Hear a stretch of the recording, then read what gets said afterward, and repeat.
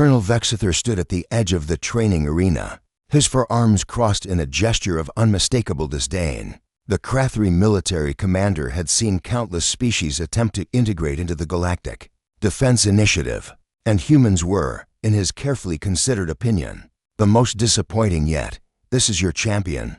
Vexither's mandibles clicked in what could only be interpreted as mocking laughter, his obsidian eyes fixed on Nancy Chen, who stood barely 5 feet tall in the center of the combat ring. The human delegation sends us a child. Nancy didn't flinch. She'd heard worse during her 3 years at the GDI Academy. Her dark hair was pulled back in a practical braid, and her brown eyes remained calm, almost bored. She'd learned that responding to provocation was exactly what instructors like Vexither wanted. Parker Williams, her training partner and closest friend at the academy, shifted uncomfortably in the observation area. He knew that look on Nancy's face. Someone was about to have a very bad day. "Colonel," Parker called out, his voice steady despite his apprehension.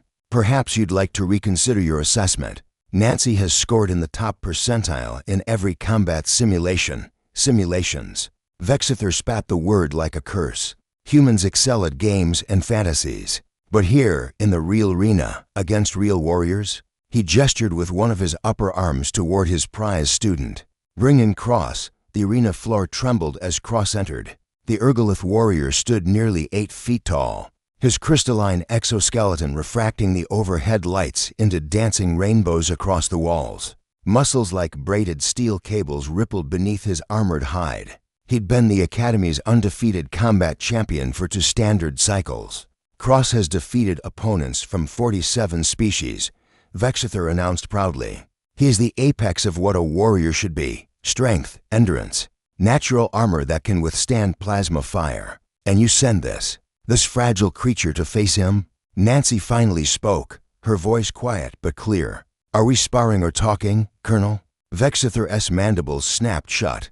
"Begin." Cross moved with surprising speed for his size, closing the distance between himself and Nancy in 3 massive strides. His arms swept out in a blow that would have shattered concrete. Nancy wasn't there. She'd slipped inside his reach, her movements economical and precise. What happened next took exactly 4 seconds. Nancy's hand struck Cross's knee joint, not the crystalline armor, but the softer cartilage behind it. The giant warrior's leg buckled. As he dropped, Nancy pivoted, using his own momentum against him.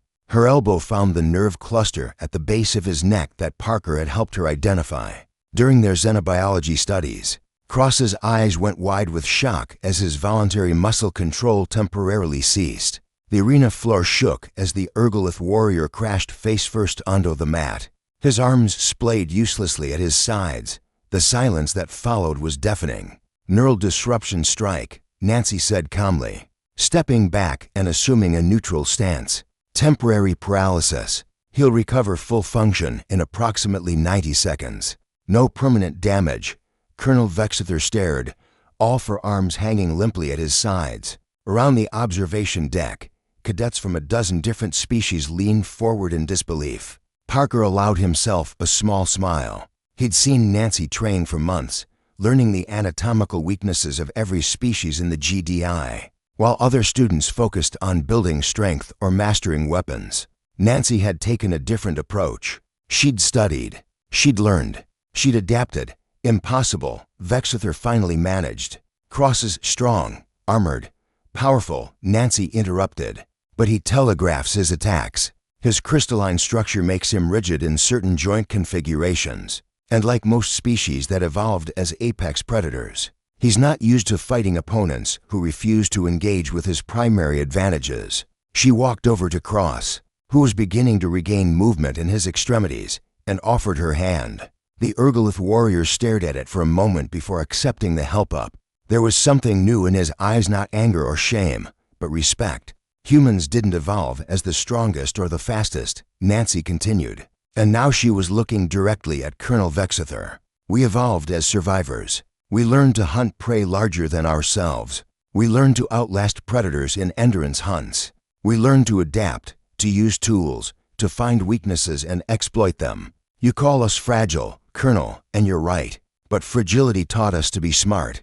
Being weak taught us to be creative, and being prey taught us to become the most persistent hunters this galaxy has ever seen. Vexithor's mandibles worked silently.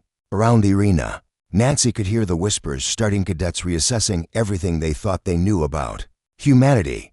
Parker descended from the observation deck, unable to hide his grin. "I tried to warn him," he said to Nancy. She shrugged. "Everyone learns eventually." Colonel Vexithor stepped into the arena. His posture different now, straighter, more attentive.